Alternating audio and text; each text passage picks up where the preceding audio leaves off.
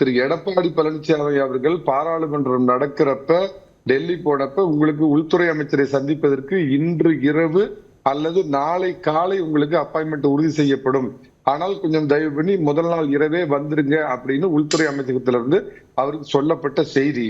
ஒருவேளை மத்தியானம் அவர் பாக்குறப்பே அன்னைக்கு உள்துறை அமைச்சரை பார்க்க போறேங்கன்னு சொல்லியிருந்து அன்னைக்கு அவர் சந்திக்காம போயிருந்தா உடனே எல்லா ஊடகமும் என்ன எழுதிருப்பீங்க, எடப்பாடி பழனிசாமியை சந்திக்க அமித்ஷா மறுப்பு, டெல்லியில் தவம் இருந்தார் பழனிசாமி அப்படின்னு நீங்க தலைப்பு செய்தி போட்டிருப்பீங்க.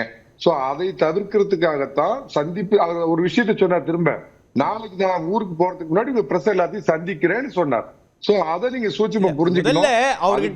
அவர்கிட்ட நியூஸ் 18 செய்தியாளர் கேள்வி எழுப்பினாங்க. அந்த அணியில நியூஸ் 18 செய்தியாளர் இருந்தாங்க. முதல் கேள்வி, யாரை சந்திக்க போறீங்க அப்படின்னு சொன்னப்ப யாரையும் சந்திக்கல, முக்கிய தலைவர் யாரை சந்திக்கிறீங்களா அப்படின்னு இல்ல அப்படின்னாரு. ஸ்கிரீன் எல்லாம் மாத்திருக்காங்க. முதல்ல காணொலி காட்சி மூலமாக அலுவலகத்தை திறந்து வச்சிருந்தேன், இப்ப நேரில் வந்திருக்கேன், ஸ்கிரீன் எல்லாம் மாத்திரம் அதெல்லாம் பார்க்க வந்திருக்கேன் அப்படின்னு சொன்னாரு. அந்த சந்திப்பு தொடர்பாகவோ அல்லது நேரம் கேட்டிருக்க சம்பந்தமாகவோ எந்த விதமான கருத்தையும் இபிஎஸ் அப்ப தெரிவிக்கல. இல்ல சார், நான் திருப்பி கேட்கிறேன், உங்க நியூஸ் நிருபர் நிறுத்தி இந்த மாதிரி அமித்ஷா அப்பாயின்மெண்ட் கேட்டுக்கிறோம்பா, ஒண்ணு இன்னைக்கு தரங்குறாங்க இல்ல நாளைக்கு தரங்குறாங்க, இன்னைக்கு கொடுத்தா இன்னைக்கு போவேன், நாளைக்கு கொடுத்தா நாளைக்கு போவேன் அப்படின்னு இவ்வளவு விளக்கமா சொல்லிட்டு போவாரு. மாநில நலன் சார்ந்த ஒரு பிரச்சனை சார். ஆமா, இடஒதுக்கீடு சம்பந்தமான பிரச்சனை இருக்கு, நிதி ஒதுக்கீடு பிரச்சனை இருக்கு. தமிழ்நாடே அணி சேர்ந்து சட்டமன்றத்தில் தீர்மானம் நிறைவேற்றுறீங்க.